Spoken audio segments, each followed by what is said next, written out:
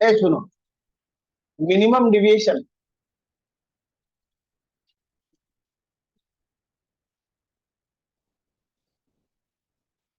Exactly यही वाला topic हमारे सिलेबस में, minimum deviation, maximum deviation, no deviation, ऐसे बहुत सारे केसेस, और उसमें एक लौता केस मिनिमम डिविएशन।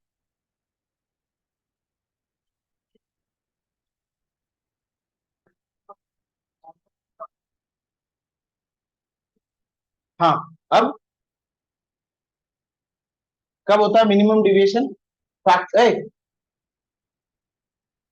दो बात पैरेलली पढ़ेंगे। एक तो पढ़ेंगे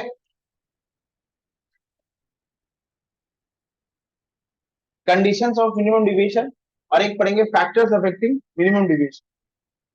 conditions, conditions of minimum deviation,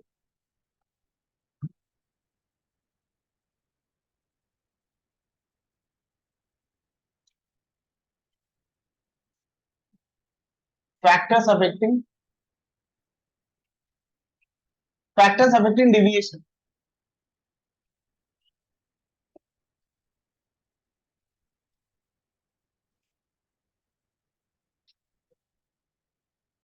ए सुन, एक प्रिज्म,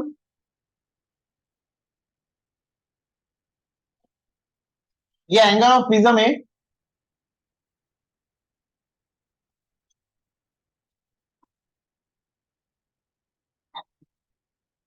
इसको नाम देते आई वन।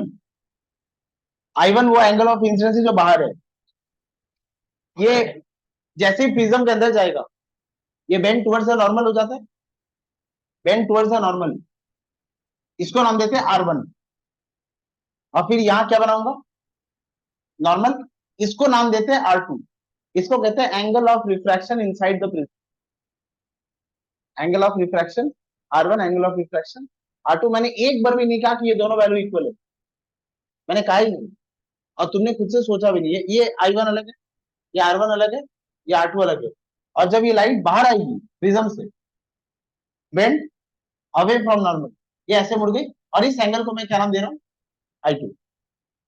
अच्छा, ये ट्रायंगल, ये पी, ये क्यू, ये जो एंगल है, इसको मैं कितना बोल सकता हूँ? 90 माइनस आर वन। ये एंगल पूरी 90 है, ये आर वन है, ये 90 माइनस आर वन, और ये एंगल को मैं क्या बोल सकता हूँ? 90 माइनस आर टू। और ये जो प्यारा सा ट्रायंगल है, इस ट्रायंगल के तीनों एंगल 180 डिग्री। तो angle a plus 90 minus r one plus 90 minus r two, ये किसके बराबर हो जाएगा? 180। A plus 90 minus r one plus 90 minus r two, ये 180 के बराबर हो जाएगा। तो मैं क्या लिख सकता हूँ? A plus 180 minus r one plus r two equals to 180। तो इससे मैं क्या लिख सकता हूँ? A equals to r one plus r two. ये हमेशा होगा, मत बात कर भास्कर, हमेशा। क्या क्या हुआ?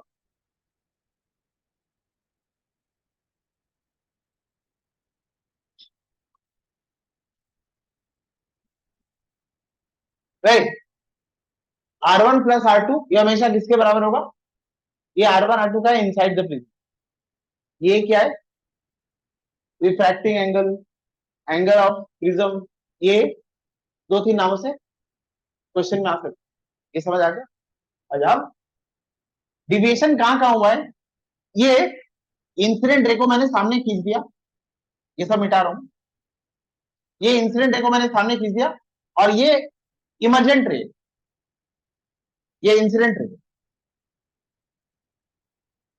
इंसिडेंट रे, रिफ्रैक्टेड रे, इमर्जेंट रे। इमर्जेंट रे को पीछे ले गया मैं, और ये जो एंगल बन रहा है इसको नाम देते हैं डिविएशन। दो जगह डिविएशन हुआ है। डिविएशन एंगल क्या है? It is the angle by which the incident ray is turned coming out of the prism. Incident ray ये है ना, ये इंसिडेंट रे थी, ये भी बाहर आई तो ऐसे मुड़ गई। It is the angle by which the incident ray is turned while coming out of the prism. और ऐसे डेफिनेशन में क्या लिखते हैं? हाय खुशी, हाय। हाय खुशी, क्या बात कर रही थी? हम सब इन्वॉल्व हो जाए तुम्हारे साथ, प्लीज। प्लीज खुशी, क्या हम एलिजिबल नहीं? इम्पोर्टेंट नहीं था कुछ? वो नहीं, तुम क्लास के बीच में बात करी थी तो मुझे लगा कुछ इम्पोर्टेंट होगा, हम भी इन्वॉल्व हो जाते। नहीं, इम्पोर्टेंट नहीं था तो जाओ फिर, ऐसी बात करी थी वो। हाय खुशी। हाँ देख, ये ये समझ आ गया? अच्छा अब यहाँ दो जगह डिवीजन हो, एक ये इंसिडेंट पहले यहाँ मुड़ी है ना, ये इंसिडेंट ऐसे जा रही थी, ऐसे मुड़ी। डिविएशन कहाँ हुआ है? यहाँ पर हुआ है ना, ये डिविएशन हुआ है ना डेल्टा 1।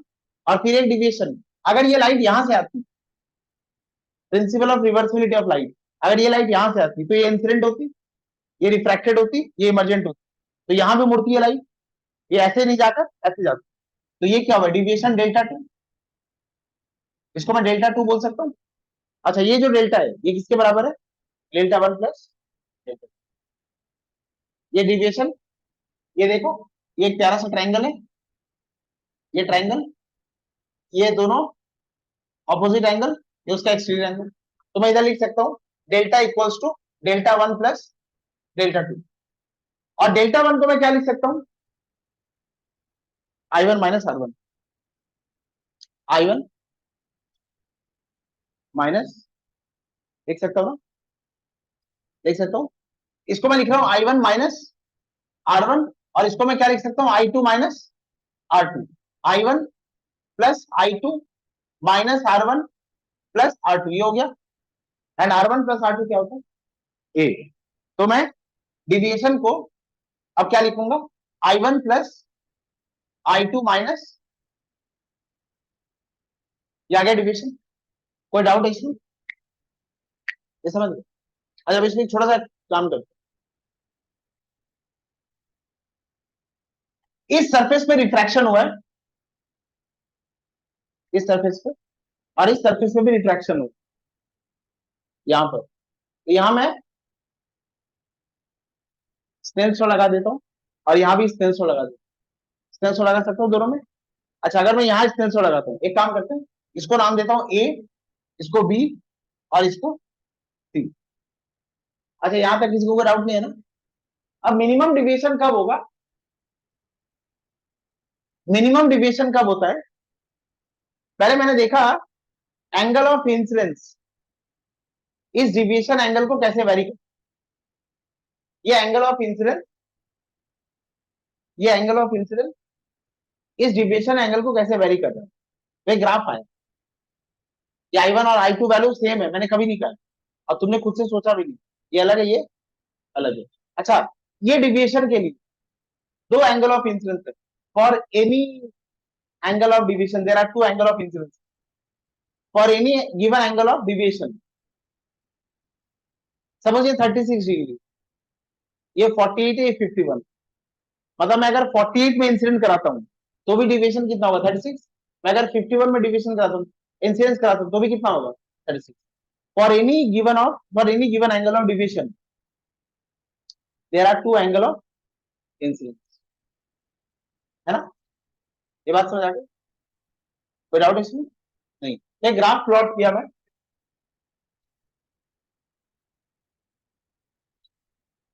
और वो ग्राफ ऐसा है, आई, ये डिविएशन, ये डिविएशन वर्सेस इंसिडेंस प्लॉट किया मैंने, और ये ग्राफ एग्जैक्टली जो बात हमने वर्बली बोली वही बता रहे। कोई भी एंगल ऑफ डिविएशन ले लो, and there are two angle of incidence, I1 and I2, हमेशा होगा। एक ऐसा केस है जहां नहीं हो। For any given angle of deviation there are two angle of incidence. But अगर डिविएशन को मैं नीचे लेके आता हूँ, ये वाला पॉइंट, ये एक ऐसा डिविएशन है जो डिविएशन मिनिमम है, और यहां पर I1 का वैल्यू और I2 का वैल्यू इक्वल है। मतलब ये I1, जिसको मैं बोल सकता हूँ एंगल ऑफ इंसिडेंस, और ये I2, जिसको मैं बोल सकता हूँ एंगल ऑफ इमरजेंसी, अगर ये दोनों इक्वल होते तो डिविएशन, यहाँ जो डिविएशन होगा वो मिनिमम होगा। अच्छा, इस ग्राफ में क्या क्या है जो मैंने कांस्टेंट रख दिया है, अगर मैं वो पूछूं क्या क्या बोलोगे? एंगल ऑफ प्रिज्म मैंने नहीं बदला है, एंगल ऑफ प्रिज्म कांस्टेंट है। जो लाइट मैंने यूज करी है, जो लाइट मैंने यूज करी है, उस लाइट का वेवलेंथ भी मैंने नहीं बदला है, तो लैम्डा कांस्टेंट है। और जिस मीडियम को मैंने यूज किया उसका रिफ्रैक्टिव इंडेक्स भी मैंने नहीं बदला है। ये सब बातें जब कांस्टेंट है, ये सब कुछ जब कांस्टेंट है, तब ये ग्राफ वैलिड है। और ये ग्राफ मुझे कह रहा है कि मिनिमम डिविएशन में एंगल ऑफ इंसिडेंस और एंगल ऑफ इमर्जेंस इक्वल होता है। बाकी सारे गिवन डिविएशन में ये दोनों वैल्यू अलग है।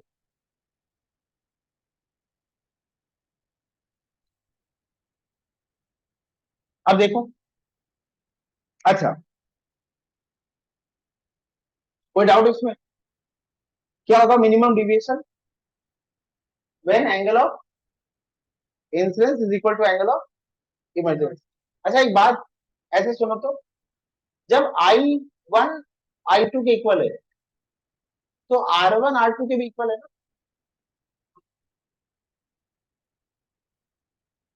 है ना?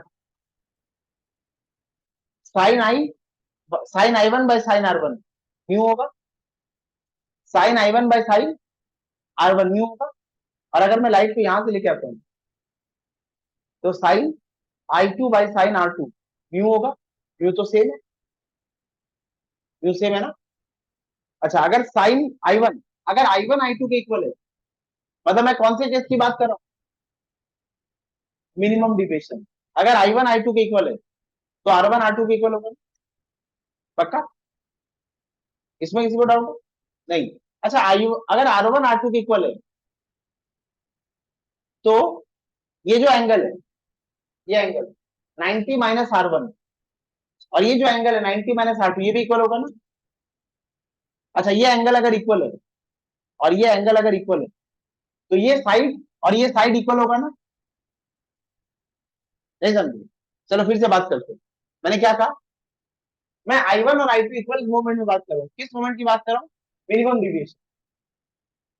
जब I1 I2 के इक्वल है, तो R1 R2 के इक्वल होगा ना? और जब R1 R2 के इक्वल है, तो मैं लिख सकता हूँ ना 90 माइनस R1, ये वाला एंगल, ये वाला एंगल। अगर R1 R2 के इक्वल है, बाद में नोट्स बना देता हूँ, अगर R1 R2 के इक्वल है, तो मैं नहीं लिख सकता 90 minus R1 equals to 90 minus R2, ये लिख सकता हूँ ना? अच्छा, 90 माइनस R1 और 90 माइनस R2, ये कौन सा एंगल है?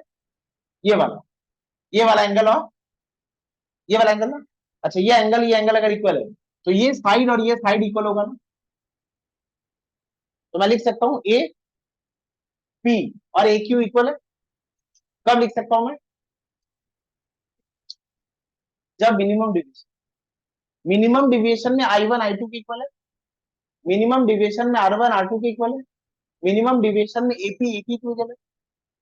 और मैंने एक बार भी बोला ये इक्विलैटरल प्रिज्म है, मैंने बोला ना? मैंने बोला ना? तुमने समझा? अब मैं बोल रहा हूं, मान लो ये प्रिज्म इक्विलैटरल प्रिज्म, प्रिज्म तो कैसा भी हो सकता है, प्रिज्म कैसा भी हो सकता है। कैसा मतलब?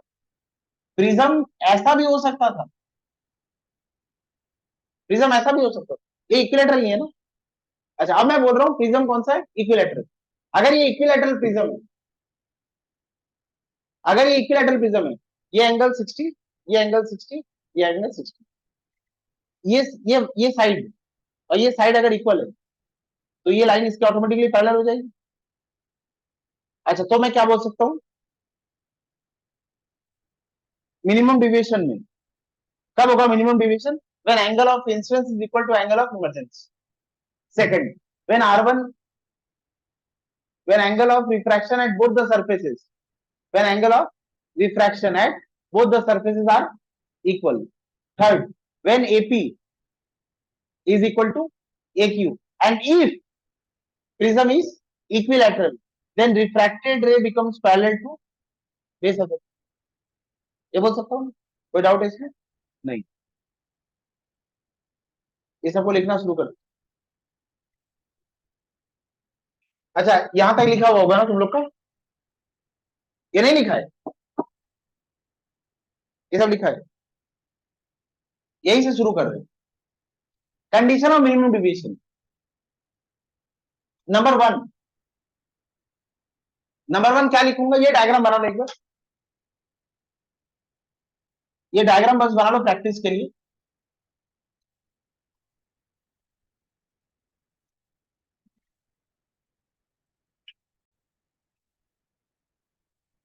Is equal to angle of emergence. Number two क्या लिख सकता हूं, एंगल ऑफ रिफ्रैक्शन एट, हाँ एक कुछ नहीं, हाँ, angle of refraction at both the surfaces are equal, angle of refraction at both the surfaces are equal. और इसलिए मैं क्या लिख सकता हूं, number three, if prism is equilateral, अच्छा ऐसे लिख देते, r one equals to r two, therefore 90 minus r one equals to 90 minus r two. ये मैं उस डायग्राम के बेसिस में लिख रहा हूं जो तुमने बनाया अभी। Therefore AP equals to A Q लिख सकता हूं, if prism is equilateral then refracted ray is parallel to the shabash, parallel to the base, parallel to the base of the prism। ये हो गया तीसरा कंडीशन। चौथा condition, fourth condition,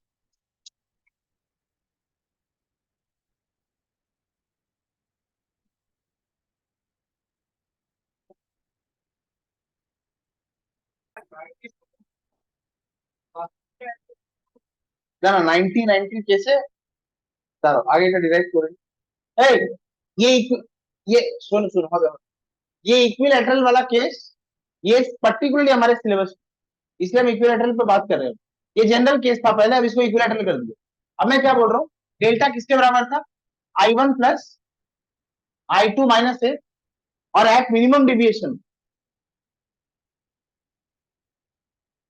eight minimum deviation i one i two के equal है, और आई one i two के एक बार इक्वल है, मैं इसको आई मान लेता, तो मैं क्या लिख रहा हूं, delta minimum equals to 2i minus, अच्छा यहां से आई कितना आएगा, यहां से आई कितना आएगा, आई को मैं ऐसे लिख सकता हूं, I equals to delta minimum, शाबाश, प्लस ए बाय, लिख सकता हूं। अच्छा, और जब मिनिमम डिविएशन होता है तो आर वन आर टू के इक्वल था ना, राइट, जब मिनिमम डिविएशन होता है तो आर वन आर टू के इक्वल है। अच्छा ये बात मैंने बोली तब तुमने नहीं मानी, ऐसा एक्चुअली में होता है, अगर आर वन आर टू के इक्वल है तो मैं लिख सकता हूं,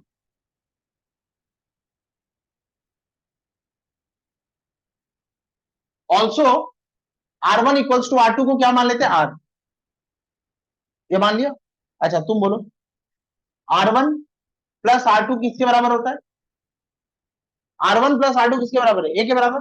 और अगर मिनिमम डिविएशन हो रहा है, ये दोनों इक्वल है, तो मैं क्या लिख सकता हूं, two r equals to A, r क्या हो जाएगा, ए बाय टू, मुझे आई मिल गया, और मुझे क्या मिल गया, आर, म्यू क्या होता है, sine i by sine r, मैं क्या लिख सकता हूं उसको, sine delta minimum plus A by two by by sine r को क्या लिख सकता हूं, ए बाय, उस मीडियम का रिफ्रैक्टिव इंडेक्स कितना होना चाहिए, इस वैल्यू से आ जाएगा। What should be the refractive index of the prism, what should be the refractive index of the prism, वो इस वैल्यू से आएगा, sign delta minimum plus A by two by sine A by, ये हो गया फोर्थ कंडीशन, लिखो, ये हो गया फोर्थ कंडीशन।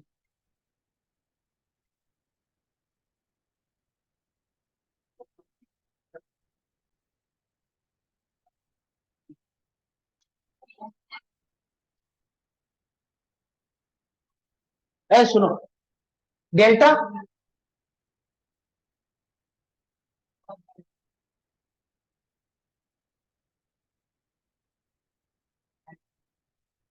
ये लिख सकता हूं मैं।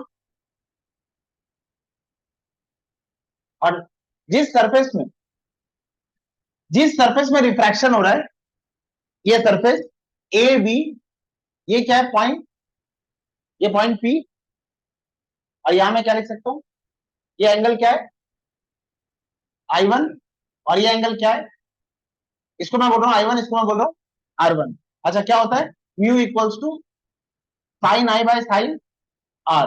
अब मैं लिख सकता हूं ना, mu equals to sine I1 by sine R1। And एक बात, when I is very small, when I and R small, क्या हम ऐसा लिख सकते हैं, when theta is small, when theta is small, तो sine theta is equal to theta.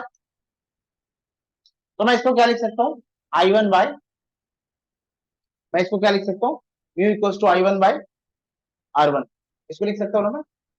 अच्छा, therefore mu equals to I1 by R1, और I1 किसके बराबर हो जाएगा, म्यू R1, पक्का।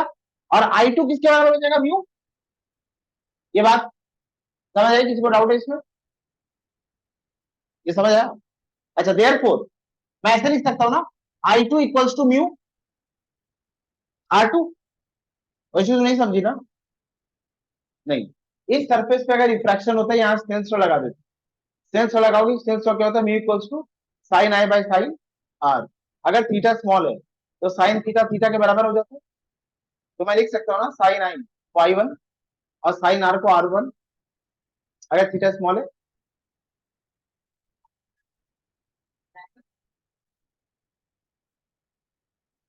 आर का वैल्यू क्यों, वो तो I1 पे डिपेंड करेगा, ए होगा, वो तो डिपेंड करेगा ना, I1 कितना लिया मैंने, मैं I1 को छोटा लिया, R1 छोटा होगा, R2 बड़ा हो जाएगा। मैं I1 को छोटा लिया, I1 R1 छोटा होगा, R2 बड़ा हो जाएगा। R1 R2 ए के बराबर होगा ना, R1 R2 ए के बराबर होगा। I1 छोटा लिया, R1 छोटा है, R2 बड़ा हो जाएगा। फिर यहां आ जाओ, I2 छोटा लिया, R2 छोटा हो जाएगा, यहाँ R1 बड़ा हो जाएगा। R1 और R2 ए के बराबर, हाँ, मैं जब ये वाला एंगल छोटा ले रहा हूँ, तो यहाँ कुछ भी हो, I1 जब छोटा, ये बात तो पक्की R1 छोटा है, तब तो मैं लिख सकता हूँ ना, और यही बात मैं वहां भी लगा रहा हूँ। इसमें किसी को डाउट है क्या, देख लो अच्छे से, ये समझे क्या, है अरब, समझा, देख ले, समझ गए। अच्छा अब क्या करते हैं, I1 और I2 के वैल्यू को चेंज कर देते हैं। सो डेल्टा किसके बराबर हो जाएगा, म्यू R1 प्लस I2 किसके बराबर हो जाएगा, म्यू R2 माइनस ए। अब यहां से म्यू कॉमन ले लो, अगर म्यू कॉमन लेते हो तो ये क्या हो जाएगा, R1 plus R2 minus a, और R1 प्लस R2 किसके बराबर है, ए। तो मैं इसको क्या लिख सकता हूं, म्यू ए माइनस ए। अब यहां से म्यू -1 ये रहेगा और ये बाहर आ, ये कोई डाउट है। अच्छा डिविएशन निकालने के मेरे पास दो फॉर्मूला, नहीं, मैंने I1 और I2 लिखा है, नहीं नहीं नहीं, मिनिमम डिविएशन कब होता है, जब ये दोनों इक्वल हो जाता है, तब इसको हम 2I1 लिखते हैं, ये तो जनरल डिविएशन है, ये समझे क्या। अच्छा जनरल डिविएशन का फॉर्मूला क्या होगा, एक तो ये फॉर्मूला, और एक ये फॉर्मूला क्या बताता है, ये फॉर्मूला बताता है factors affecting deviation, factors affecting, ठीक है, देखो factors affecting deviation, factors affecting deviation, number 1, पहले इसको लिख लो,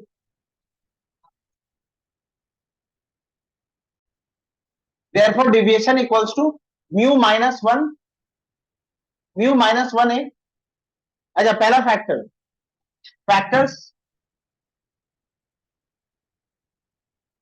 फैक्टर्स अफेक्टिंग डिविएशन, मत बात करो, उपकार होगा, मत बात करो। Factors affecting deviation number one, अगर मैं म्यू बढ़ाता हूं, म्यू इंक्रीज होता है। अच्छा ये इक्वेशन क्या है, mu minus one, one minus mu नहीं है, नहीं सर, ये म्यू माइनस वन है, नॉट वन माइनस म्यू। अगर म्यू बढ़ेगा तो डिविएशन बढ़ेगा, है ना। अगर ये वन माइनस म्यू होता तो म्यू बढ़ता तो डिविएशन कम होता, नहीं समझे। हाँ, तो मैं क्या लिख सकता हूं, if mu increases, mu minus one increases, therefore deviation, therefore deviation increases. Number two, अच्छा देखो अंकल, किसी मीडियम के लिए म्यू कांस्टेंट है, मतलब म्यू माइनस वन भी कांस्टेंट है। किसी मीडियम के लिए म्यू कांस्टेंट है, मतलब म्यू माइनस वन भी कांस्टेंट है। ये इज इक्वल टू ये कांस्टेंट है, मतलब डेल्टा ए के directly proportional. Deviation mu is constant, if mu is constant, mu minus 1 is constant, therefore deviation is directly proportional to angle of prism, angle of prism बढ़ेगा तो deviation बढ़ेगा। So with increase in angle of, with increase in angle of prism, deviation increases।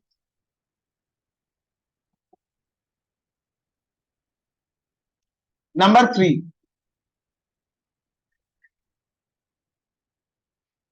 Factors affecting deviation में angle of incidence आएगा कि नहीं आएगा, factors affecting deviation में angle of incidence आएगा कि नहीं आएगा, हाँ आएगा, कैसे आएगा, टू आई माइनस, राइट, वो तो मिनिमम डिविएशन है, मैं deviation, angle of incidence deviation को अफेक्ट करता है क्या, middle, angle of incidence deviation को अफेक्ट करता है, कैसे, हाँ डायरेक्टली प्रोपोर्शनल। अच्छा तू कब जन्मा था, उसका तो मैं फिर भी रिस्क ले लूंगा, तेरा तो रिस्क नहीं।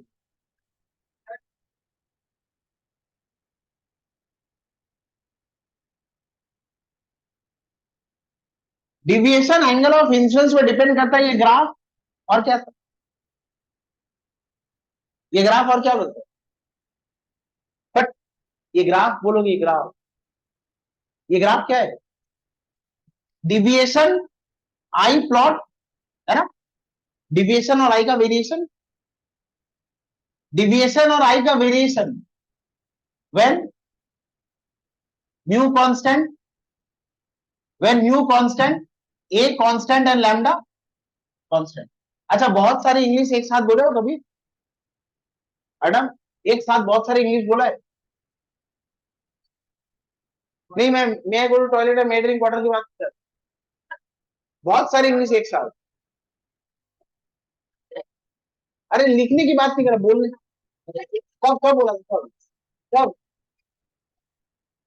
कब, नहीं ऐसे थोड़ी, एक साथ बहुत सारे इंग्लिश बोलोगे तो सुनने में ऐसा लगेगा। Angle of deviation decreases with increase in angle of incidence reaches the minimum and then increases with increase in angle of incidence. समझ आया, हाँ स्लो बोलो, angle of deviation increases, sorry angle of deviation decreases, चलो ऐसे बोलो, with increase of angle of incidence, angle of deviation decreases, reaches a minimum and then increases. समझ आया, with increase of angle of incidence deviation decreases reaches a minimum and then increases। ये directly proportional हुआ,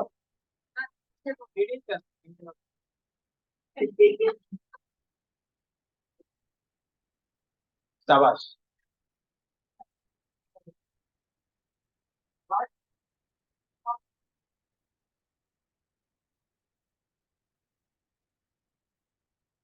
हाँ, क्या होगा? With with increase of angle of incidence, deviation decreases,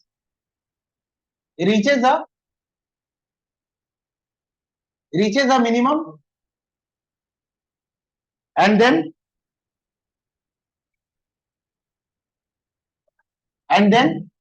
increases. ये कितने factor हो गए? 3। एक और फैक्टर है, कौन सा फैक्टर? ये क्या है? Wave length. अच्छा, वेवलेंथ कैसे अफेक्ट करेगा? Any gas?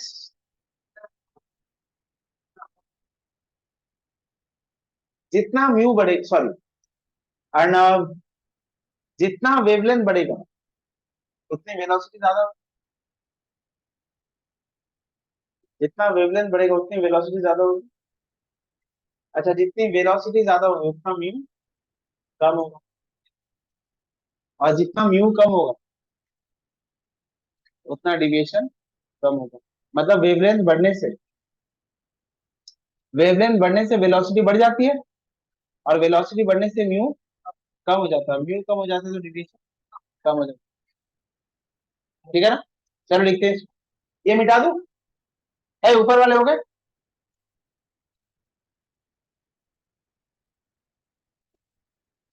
Number 4 fact, lambda increase होने से वेलोसिटी इंक्रीज हो जाती है, म्यू डिक्रीज हो जाता है,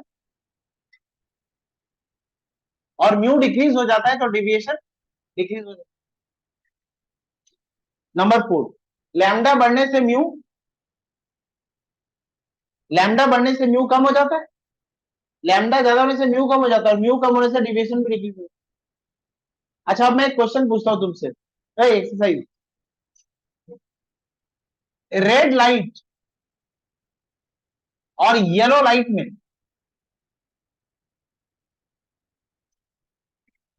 रेड लाइट और येलो लाइट में मैं एक एक्सपेरिमेंटल सेटअप किया। अच्छा, पहले लिख, अब क्वेश्चन, इस टॉपिक पे क्वेश्चन सॉल्व करते तो लिख लो, ऐसे ओरल वाइवा क्वेश्चन। स्वास्तिका तू बोल, ग्रीन और येलो में किसका डिविएशन ज्यादा हो? ग्रीन और येलो में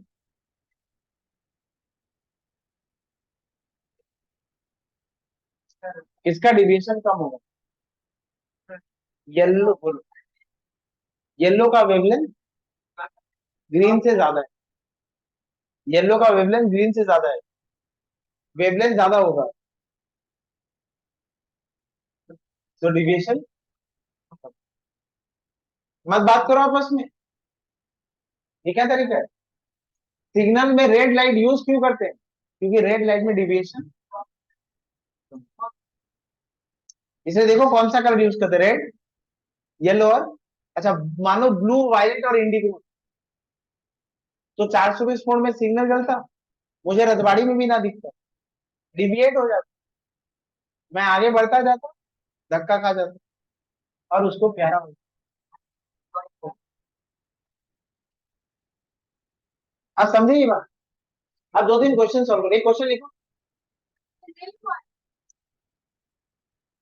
इतनी उम्मीदें है मुझे तुम, ऐसे स्लो स्लो लिखने से थोड़ी होगा, दुनिया आगे बढ़ चुकी है।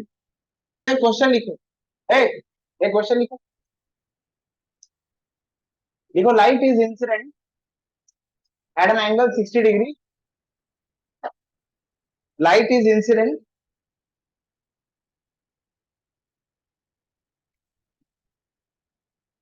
light is incident at an angle 60 degree on one surface of a prism of angle 30 degree, and the emergent ray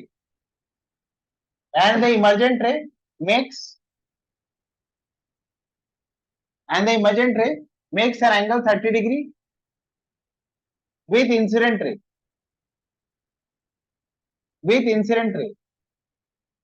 what angle what angle does what angle does emergent ray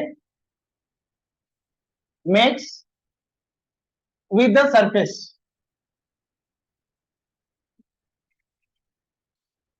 जो थ्योरी अभी हम पढ़े उसको,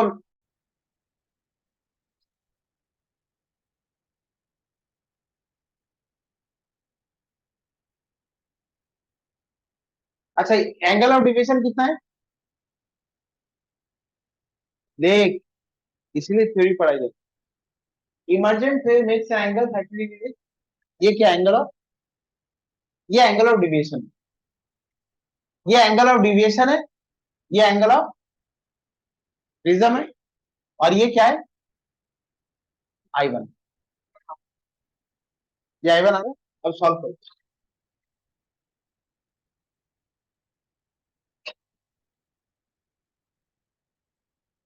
ये value 60 degree है, ये value I1 है ना।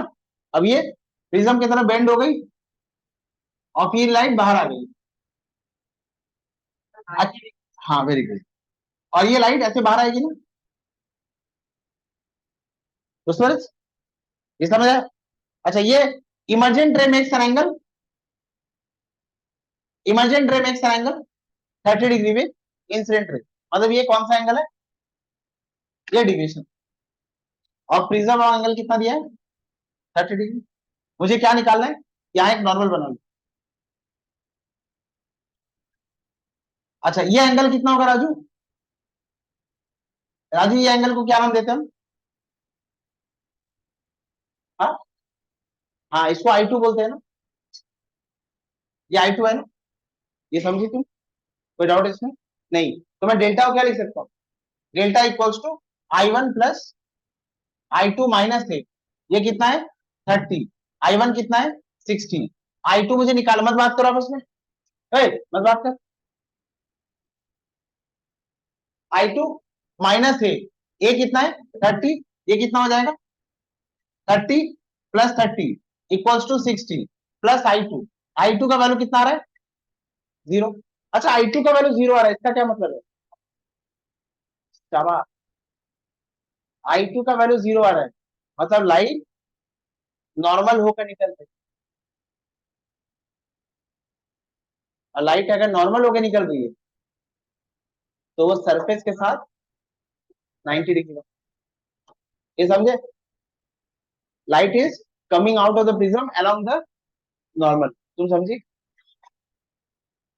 लिखो I2 इक्वल्स टू 0, light comes out of prism along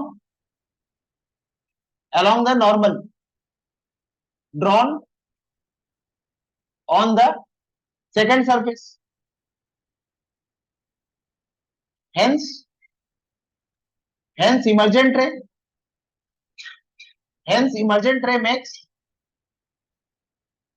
makes an angle 90 degree with the surface।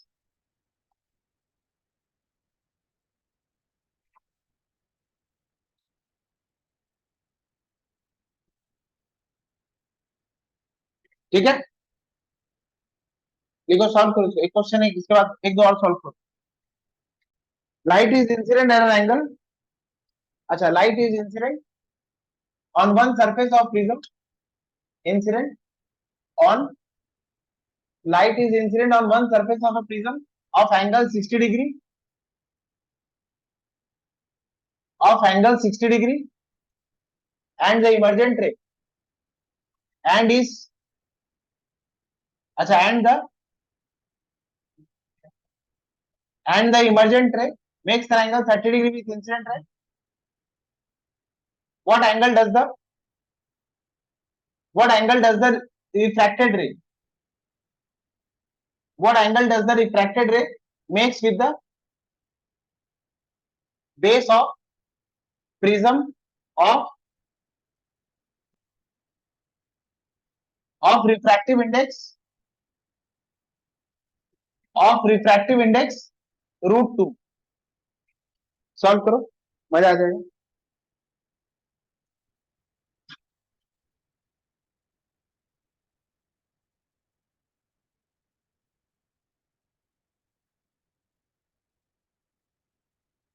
देखो, ए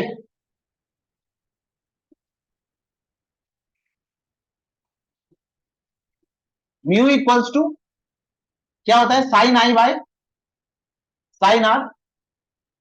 और आई को मैं क्या लिख सकता हूं, sine delta minimum plus A by 2/साइन आर को क्या लिख सकते हैं, ए बाय, लिख सकता हूं मैं।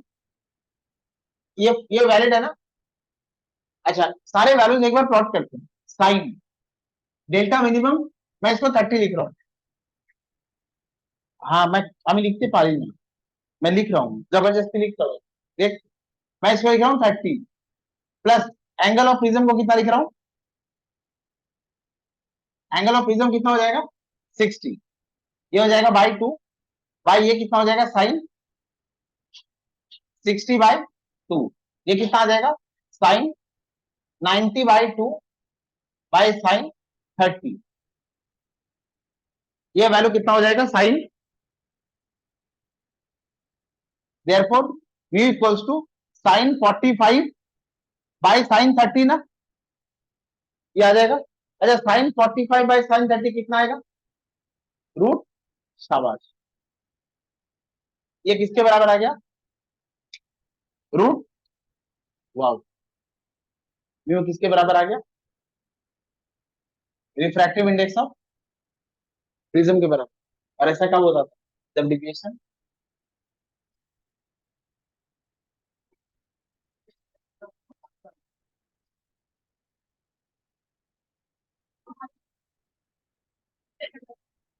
गलत है, यहां तुम रूट 2 लिखती, यहाँ रूट 2 लिखती, तुम्हें ए का वैल्यू पता था, ये वैल्यू पता था, ये वैल्यू पता था, तुम डेल्टा मिनिमम निकालती, डेल्टा मिनिमम कितना था 30, मतलब जो डिविएशन तुम्हें मैंने दिया है वो किसके बराबर है, मिनिमम, जो डिविएशन मैंने तुम्हें दिया वो किसके बराबर आता है, मिनिमम के।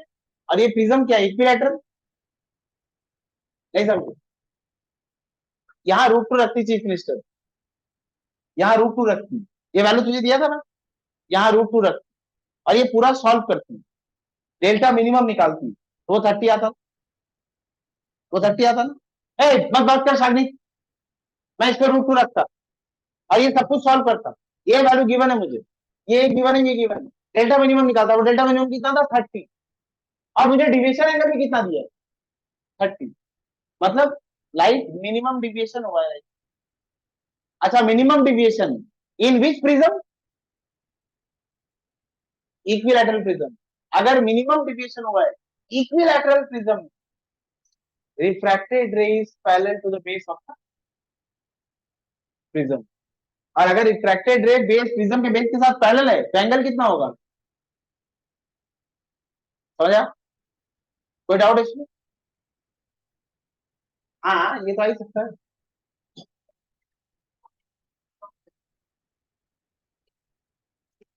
ये रूट 2 का वैल्यू निकाल सकता है ना, तो whether minimum deviation is taking place or not.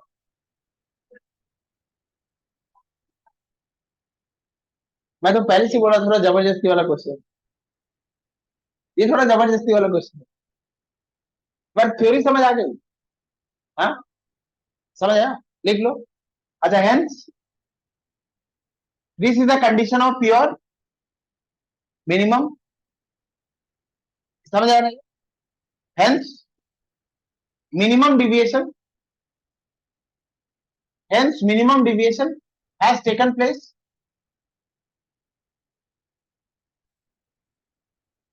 in an equilateral, in an equilateral prism, and the refracted ray must be parallel, and the refracted ray must be parallel to the base of the prism, to the base of the prism, therefore the angle, इसको हटा दे, कोई जरूरत नहीं। Creativity तो आता जाता है। therefore angle of therefore required angle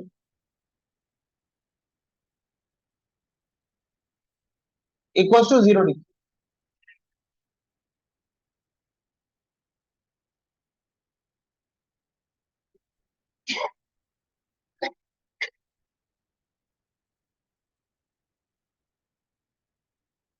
मार खाई है। एक क्वेश्चन और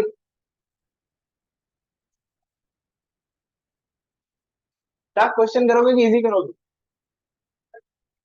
टफ, एक tough question. Pandey are you ready?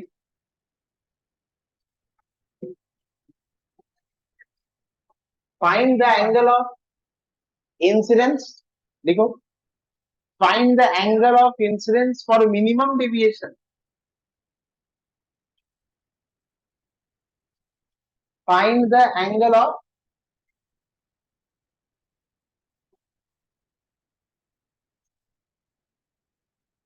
find find the angle of deviation, sorry, find the angle of incidence for minimum deviation in an equilateral prism, in an equilateral prism of mu equals to 1.5। Normal glass का बना हुआ एक equilateral prism है, कौन से angle में incidence कराने से मिनिमम डिविएशन हो, ये सवाल।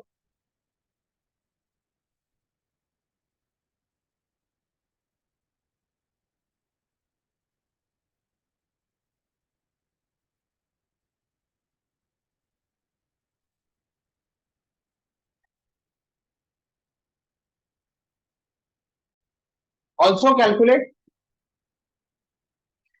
also calculate minimum angle of deviation, minimum angle of deviation। मैं इस सरफेस पे, ये लाइट आई, मुझे ये वैल्यू चाहिए ना आई, मैं इस सरफेस पे स्नेल्स लॉ लगा रहा हूं। अगर मैं स्नेल्स लॉ लगाता हूं, ये I1 और ये R1, ये हो जाएगा, ये एयर है और ये ग्लास है। Applying Snell's law, mu A या mu A into sine I1 equals to, ये क्या लिख सकता हूं मैं, mu G into sine R1, ये लिख सकता हूं।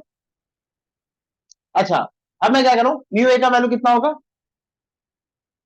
1, शाबाश। और ये क्या होगा, साइन I1, और म्यू जी का वैल्यू कितना है, 1.5। और ये मैं कितना लिखूंगा, ये क्वेश्चन है, मुझे नहीं पता R1 कितना है, पर क्या बोला है, angle of incidence for minimum deviation.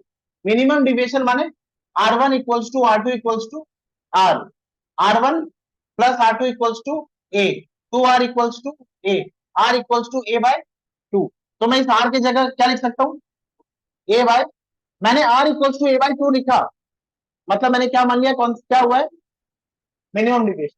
ये बात समझ आई? अच्छा, जैसे इसको लिखा, अब इसको सॉल्व करते हैं, क्या आ जाएगा, साइन I1 इक्वल्स टू 1.5, ये हो जाएगा 30, 60 है ना ये, तो ये हो जाएगा साइन 30, और साइन 30 का वैल्यू कितना है, 1.5 इंटू हाफ, ये हो जाएगा 0.75। तो आई हो जाएगा साइन इनवर्स 0.75, और ये कैलकुलेटर में सॉल्व किया, ये आ रहा है 40, नहीं 48.5।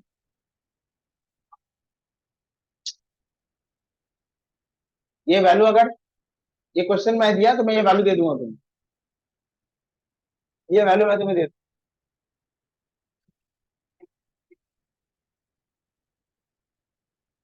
अच्छा, अब आ गया, ये कौन सा एंगल ऑफ इंसिडेंस है, ये वो एंगल ऑफ इंसिडेंस है जिसमें डिविएशन क्या होगा, मिनिमम होगा।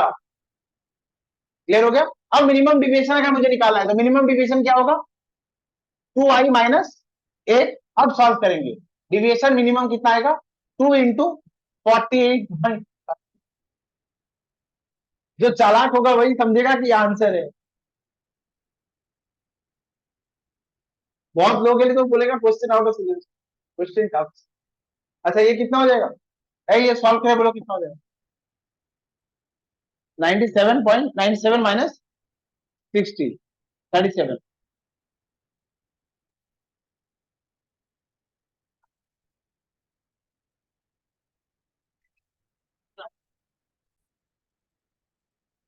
क्या क्या तुम लोग अभी तक जितना लाइट पढ़ा है वो पूरा लाइट पढ़ के नेक्स्ट दिन टेस्ट देने के लिए तैयार हो?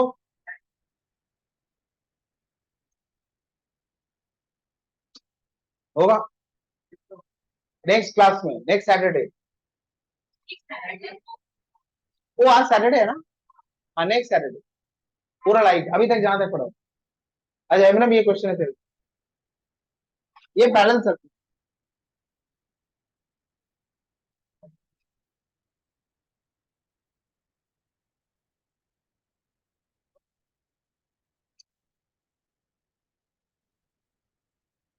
ये एक सरफेस में दोनों लाइट पैरेलल आई है, रेड और ऑरेंज। ये दोनों पैरेलल जाएगी क्या? Will they be parallel inside the glass slab? Sit. कौन सा लाइट है रिजू? ये दोनों लाइट ग्लास स्लैब के अंदर पैरेलल होगी? नहीं। क्या होगा तो फिर? यही क्वेश्चन आता है। Inside the glass slab whether they are parallel और not. No they are not parallel. तो क्या हो जाएगा? ये नॉर्मल और ये नॉर्मल। अच्छा which light is bent more towards the normal? Orange. Red का वेवलेंथ ज्यादा है, उसका डिविएशन कम होगा। Very good. इसका डिविएशन कम होगा, इसमें डिविएशन बहुत ज्यादा। The rays will not be parallel and orange will be deviated most, more. Orange के अंदर ये जो क्वेश्चन देगा वही, अंदर ये चेंज हो चुका है। मुझे सिर्फ मत बात करो। अब ये अंदर क्या हो रहा है, बाहर आने पे क्या होता है डिस्पर्सन। इसके नेक्स्ट क्लास में टॉपिक पढ़ाऊंगा। ये अंदर रेड रेड नहीं, अंदर ऑरेंज ऑरेंज नहीं, ये चेंज हो चुका है।